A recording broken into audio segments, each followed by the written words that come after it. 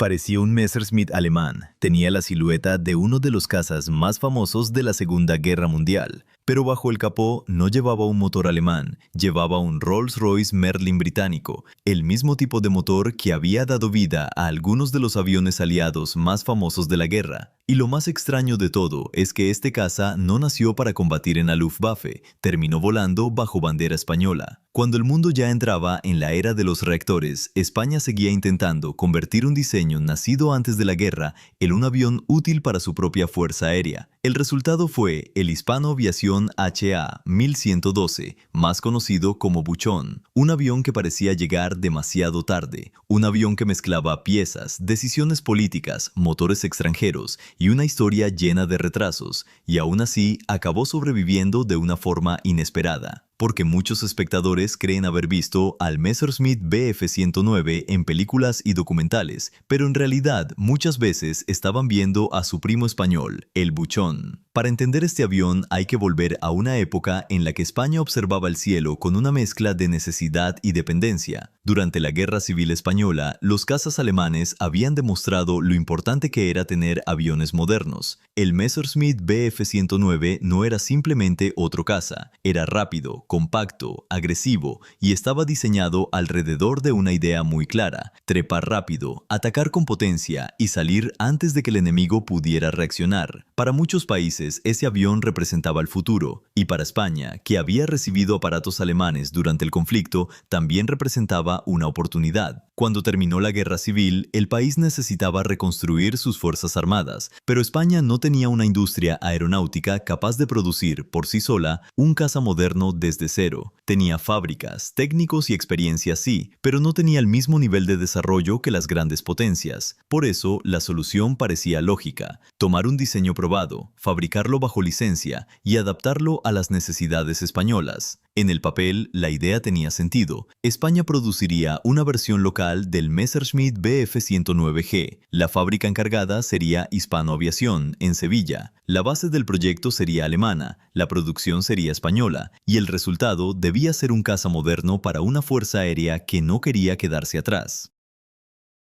Pero la historia del Buchón empezó con un problema enorme. El acuerdo llegó en plena Segunda Guerra Mundial. Alemania estaba metida hasta el cuello en una guerra cada vez más desesperada. Sus fábricas necesitaban motores, piezas y materiales para sus propios frentes, y España, aunque había conseguido la licencia, no recibió todo lo que necesitaba. Llegaron algunas células incompletas, llegaron dibujos técnicos incompletos, pero no llegaron suficientes motores Daimler-Benz, y sin motor, un caza no es un caza, es solo una promesa con alas. El diseño alemán estaba pensado para un motor muy concreto, un motor invertido, estrecho, potente, que daba al Bf 109 su perfil característico. Si ese motor no estaba disponible, la fábrica española tenía que buscar otra solución. Y ahí empezó el verdadero drama del HA-1112. El avión no nació como una copia perfecta, nació como una adaptación forzada, un proyecto que tenía que avanzar con lo que había, no con lo que se había prometido. Hispano Aviación intentó usar motores hispano-suiza. Sobre el papel era una alternativa razonable. España tenía acceso a ese motor y podía seguir trabajando, pero en la práctica el avión empezó a alejarse cada vez más del caza alemán original. El centro de gravedad cambiaba, la instalación no era ideal, la potencia no resolvía todos los problemas, y el aparato, en lugar de convertirse rápidamente en el nuevo caza español, se transformó en un proyecto lento, complicado y lleno de compromisos. El primer prototipo español voló en 1945. La fecha ya lo dice todo. Cuando aquel avión despegó, la guerra en Europa estaba llegando a su final. El caza del que partía el proyecto había sido uno de los símbolos de la guerra aérea, pero el mundo estaba cambiando a una velocidad brutal. Los reactores ya no eran una fantasía. Los primeros combates con aviones a reacción ya habían ocurrido, y mientras tanto, España seguía intentando poner en servicio una variante de un caza de pistón cuya base pertenecía a otra etapa. Aquello no significaba que el proyecto fuera inútil, pero sí significaba que cada año perdido lo hacía más difícil de justificar. lugar. Los primeros modelos españoles recibieron apodos y configuraciones distintas. Algunos fueron conocidos como tripala, por su hélice de 3 palas. Tenían una apariencia parecida a la del Messerschmitt original, pero no eran exactamente lo mismo, y tampoco ofrecían el salto de rendimiento que España necesitaba.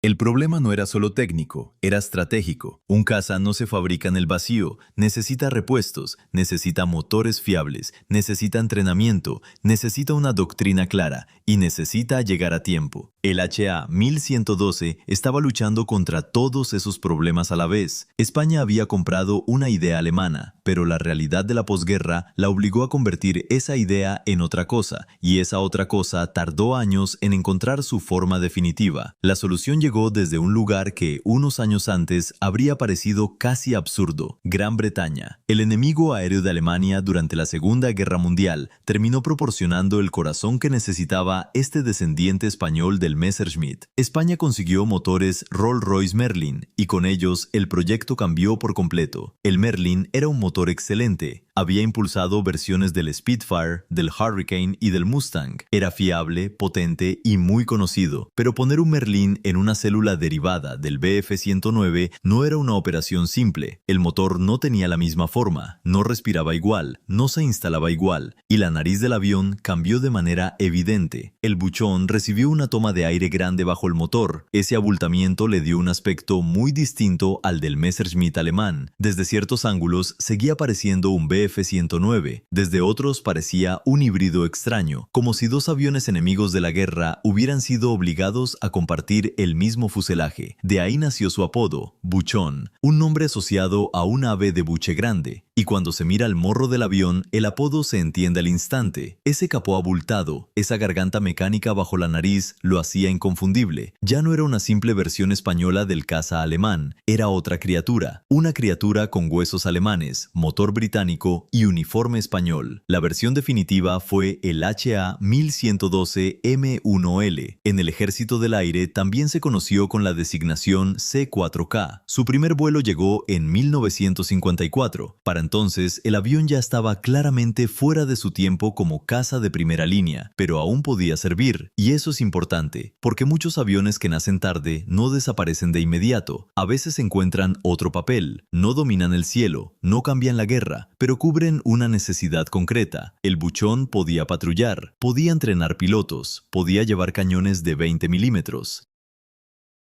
Podía usar cohetes de 80 milímetros y podía operar en un país que todavía necesitaba aviones de combate propios, aunque el mundo ya mirara hacia los reactores. En prestaciones, el buchón era un avión respetable para su origen, pero no revolucionario para su época. Con el Merlin podía superar los 600 kilómetros por hora. Tenía una autonomía de algo más de 600 kilómetros, dependiendo de la configuración, y conservaba el carácter compacto y exigente de la familia Messerschmitt. No era un avión pensado para pilotos descuidados, era estrecho, tenía tren de aterrizaje angosto, y como todos los descendientes del Bf-109, exigía atención, especialmente en tierra y durante el aterrizaje, pero también tenía una presencia poderosa. Era pequeño, afilado y agresivo, un avión que parecía listo para atacar incluso cuando estaba detenido. La ironía era que su imagen pertenecía al pasado, mientras su motor venía del antiguo enemigo, y su servicio real pertenecía a una posguerra gris, incómoda y llena de limitaciones.